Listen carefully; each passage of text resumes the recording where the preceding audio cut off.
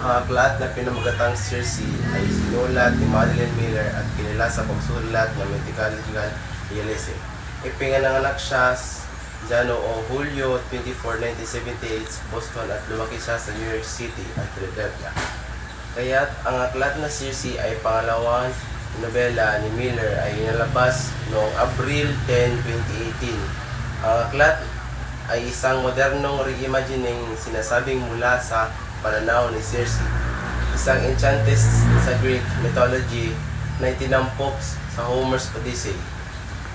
Ito ay isang lubos na inaasahang pagpapala sa pagkatapos ng pagmamatagumpay ng kanyang unang nobela, ang Song of Achilles, at namangha kay Circe, na lumaki mula sa maamong anak na babae na patuloy na naroon sa pananan ng kanyang ama, hanggang sa lumakas at natiwala sa Diyos ng mahika na kaulonan naging siya. Ang konsepto ito ni Miller ay tulad ngayon sa kasalukuyan para sa akin.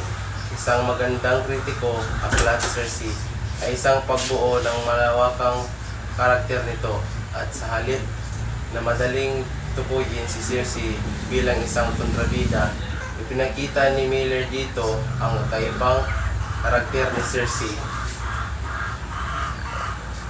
Dahil una sa lahat, ang karakter ay isang babae na kung saan pinapatunayan niya na kaya niyang gawin at subukan ang lahat na para lang maingatan ang hirap buhay. Natutuo siya tumayo sa sarili niyang mga paa at may pinapatunayan siya sa kanyang sarili na hindi hadlang ang pagiging babae, lalo na kung may pag-ibig na namamag sa puso. Ngayon pa man si Miller ay napakalawak na imahinasyon.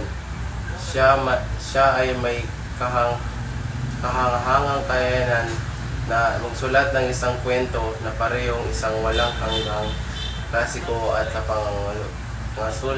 sulupuyan sa lahat ng mahilig sa mitolohiya, lalo na sa klasika na kwento. Muling kapal sa kanya ay bagong paraan. Ang Circe ni Madeline Miller ay isa sa mga magandang nobela, at para sa aking pananaw, ang aklat ng Circe ay tungkol sa pag-ibig.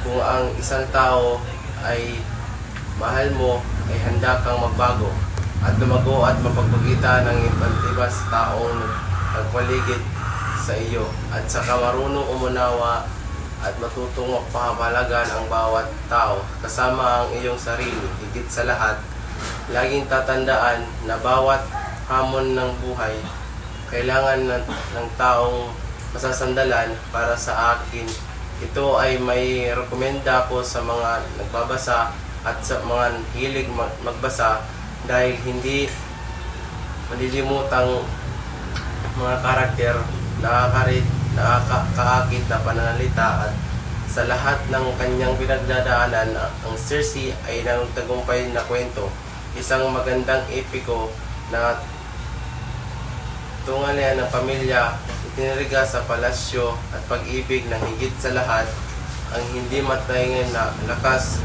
na babae sa mundo ng isang lalaki.